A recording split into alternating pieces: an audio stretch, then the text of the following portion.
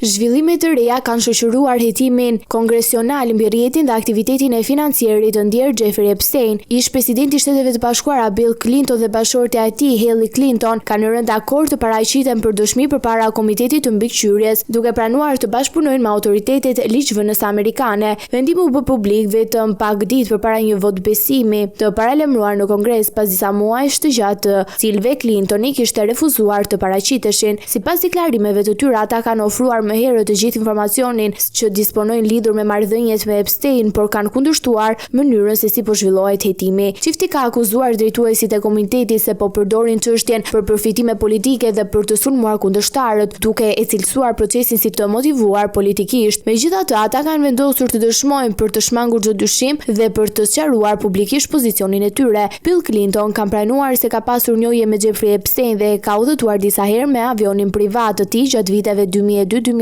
Ai ka theksuar se nuk kishte dieni për veprimtarinë kriminale të financierit dhe se kontaktet nuk janë ndërprerë më shumë se 2 dekada më parë. Sipas tij, asnjëherë nuk është akuzuar për abuzim nga gratë apo vajzat që përmenden në zosjet hetimore. Dëshmia e Clintonëve pritet të ketë peshë të madhe politike dhe institucionale pasi do të shënojë një moment të rëndë në historinë amerikane. Kjo do të jetë hera e parë që një ish-president amerikan paraqet për dëshmi para një komiteti të Kongresit që nga viti 1983, kur një hap të gjashëm ndërmori Gerald Ford. Hetimi mbi dosjen e Epstein vijon të mbetet një nga çështjet më të ndjeshme dhe me ndikim në skenën politike amerikane.